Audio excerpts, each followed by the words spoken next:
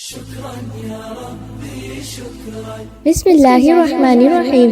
السلام علیکم۔ بلائنڈ چینی چینل پر ہم آپ سب کو خوش آمدید کہتے ہیں۔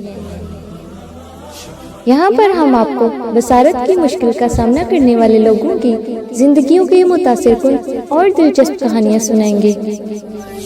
ہمارے اس چینل پر آپ کو خصوصی تفصیلات، مشورے اور تجربات بھی ملیں گے جو بصارت سے محروم افراد کی زندگیوں میں ایک نیا جوش پیدا کر سکتے ہیں۔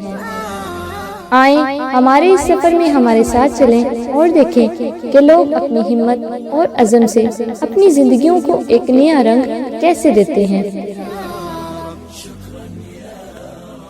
آج کی ڈیپ ڈائیو میں ہم اسلامی تاریخ سے ایک چھوٹی مگر بہت گہری کہانی لے رہے ہیں۔ جی، یہ واقعہ ہے امام احمد بن حنبل کا، اور ایک خاتون تھی، بظاہر عام سی مگر نہایت پرہیزگار۔ اچھا، ہمارے پاس جو تفصیلات ہیں وہ ایک ہی ذریعے سے ہیں، اور مقصد یہ ہے کہ ہم تقوی کو سمجھیں، خاص طور پر حلال کمائی کے حوالے سے۔ بالکل، یہ پہلو بہت اہم ہے۔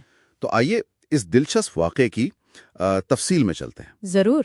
قصہ یوں شروع ہوتا ہے کہ ایک رات کا وقت تھا۔ امام احمد بن حنبل وہ عبداللہ بن مبارک رحمۃ اللہ علیہ کے ساتھ تشریف فرما تھے۔ جی، اتنے میں ایک ضعیف سی خاتون آئی ان کے پاس، کچھ پوچھنا تھا انہیں شاید۔ اچھا، کیا پوچھنا تھا؟ انہوں نے بتایا کہ وہ اپنا گزر بسر دھاگا کاٹ کر کرتی ہیں۔ محنت مزدوری سے۔ بالکل، اور رات کو جب سرکاری پہرے دار گلی سے گزرتے ہیں مشالے لے کر، جی جی، گشت پر ہوتے ہیں۔ تو ان کی روشنی میں وہ اپنا کام کر لیتی ہیں۔ اوہ، اچھا۔ اب ان کی الجھن یہ تھی، اور یہ بات ہی بڑی عجیب ہے، کہ کبھی وہ روشنی تیز ہوتی ہے، کبھی ہلکی۔ ہاں، مشل کی لو تو کم زیادہ ہوتی رہتی ہے۔ تو کیا اس روشنی میں کام کرنا جس کی انہوں نے اجازت نہیں لی، کیا یہ جائز ہے؟ سوال دیکھیں کیسا ہے۔ واقعی یہ سوال ہی ان کی اندرونی کیفیت بتا رہا ہے، مطلب یہ کہ وہ کتنی محتاط تھیں۔ بالکل۔ یہ چیز تو سیدھا سیدھا ورا کے تصور سے جڑتی ہے، یعنی صرف حرام سے بچنا نہیں، بلکہ ہر اس چیز سے بچنا جس میں ذرا سا بھی شک ہو، خاص طور پر کمائی میں۔ صحیح کہا۔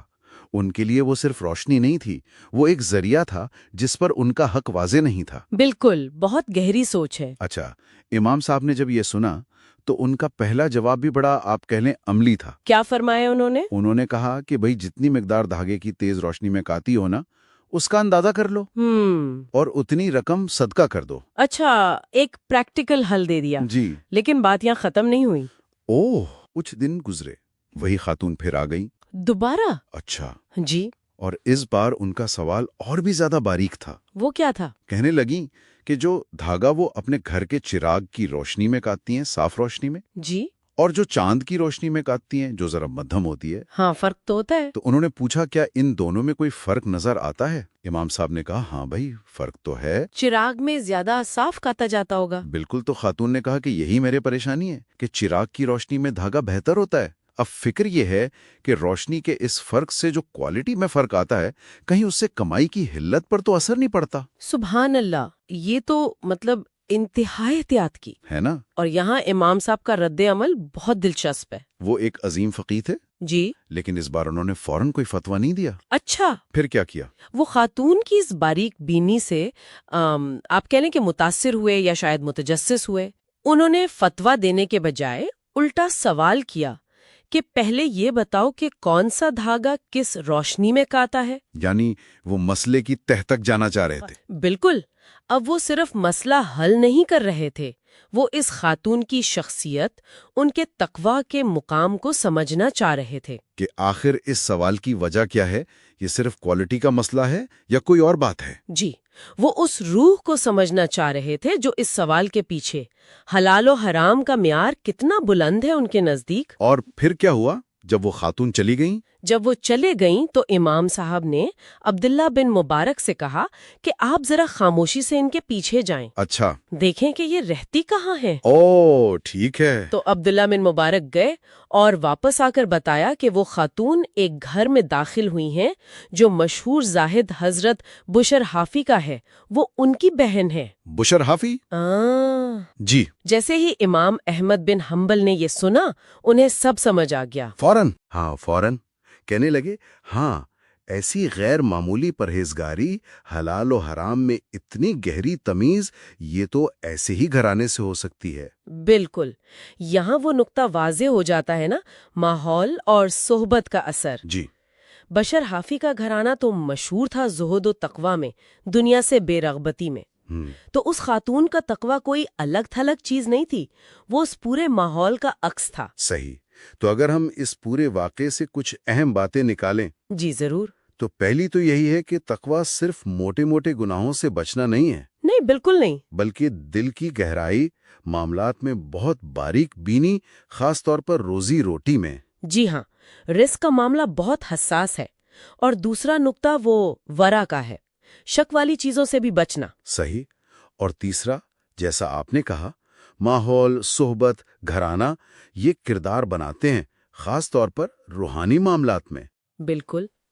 اور یہ بھی کہ جب انسان اتنی احتیاط کرتا ہے تو اللہ تعالیٰ بھی سمجھ عطا فرماتے ہیں۔ امام صاحب نے بھی محسوس کیا نا کہ یہ سوالات صرف وہم نہیں، یہ تقوی کی علامت ہے۔ یہ واقعی سوچنے کی بات ہے۔ تو اس گفتگو کے آخر میں شاید سامعین اس پر غور کر سکتے ہیں کہ مشعل، چراغ، چاند کی روشنی یہ تو تفصیلات ہیں، جی، لیکن کیا یہ کہانی ہمیں اپنی زندگی میں ان چیزوں پر غور کرنے کی دعوت دیتی ہے جن پر ہم انحصار کرتے ہیں مگر شاید دھیان نہیں دیتے؟ جیسے دفتر میں استعمال ہونے والی چیزیں یا تعلقات میں حقوق و فرائض جن پر ہم زیادہ غور نہیں کرتے۔ مطلب اپنے معاملات میں شفافیت اور احتیاط کس حد تک ہونی چاہیے؟ بہت اہم سوال ہے۔ جی، یہ سوال یہ کہانی ہمارے لیے چھوڑ جاتی ہے۔ ویڈیو دیکھنے کا شکریہ۔ اگر آپ کو ہماری ویڈیوز پسند آتی ہیں تو ہمارے چینل کو سبسکرائب کریں، ویڈیو کو شیئر کریں۔ آپ کی رائے ہمارے لیے بہت قیمتی ہے۔ کمنٹ سیکشن میں اپنی سوچ ہمارے ساتھ شیئر کریں۔ ملتے ہیں کسی اگلی نئی ویڈیو میں، تب تک کے لیے خوش رہیں اور خوشیاں بانٹیں۔ فی امان اللہ۔